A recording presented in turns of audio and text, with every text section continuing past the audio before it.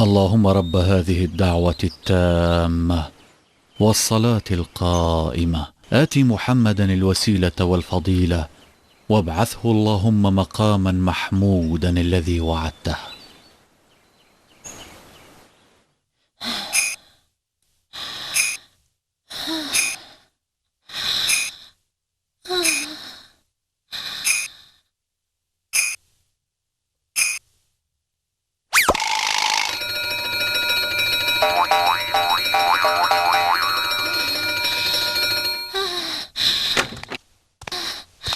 بلند شو احمد، وقت نماز صبحه.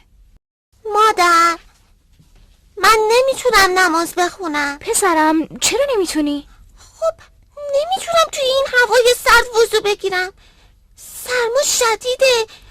بسیار خوب عزیزم، مطمئنم خداوند حتما تو رو میبخشه.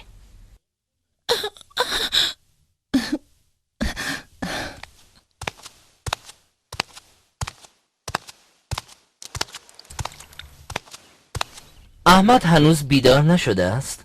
احمد از سرماخوردگی شدیدی رنج میبره و نمیتونه توی این هوای سرد وضو بگیره. بیماری شدیدتر میشه. گذاشتم بخوابه. خداوند حتما سبحان الله. مادر احمد، خداوند بخشاینده و مهربان است و از رحمت خداوند در حق ما این است که برای احمد و هر کسی که حال او را داشته باشد تیمم قرار داده است. ولی تیمم برای وقتیه که آب نباشه. نه، اینطور نیست مادر احمد.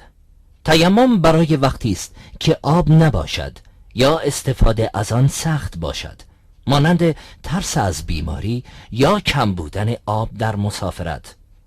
به آیه وضو گوش کن که خداوند در آخر آن چه می‌فرماید.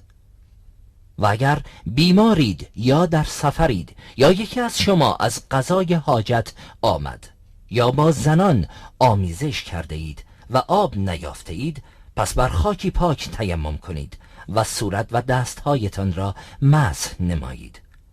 پس کسی که بیمار است و می‌ترسد که بیماریش زیادتر شود و از بین برود تیمم می‌کند. سبحان الله، چقدر دین آسونه و چقدر احکام فقهی و آموختن اون مفیده. بله همسرم، واقعا چقدر دین آسان است.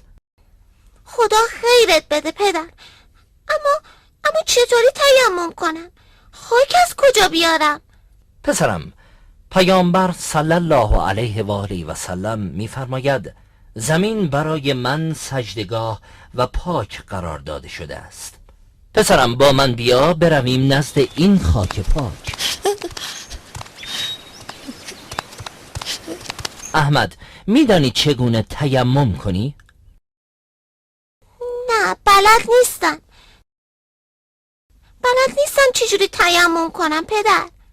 اینطوریست پسرم، دو کف دستت را این گونه زمین میزنی و آن را تکان میدهی و سپس دو کف دست و صورتت را مسح میکنی. فقط همین؟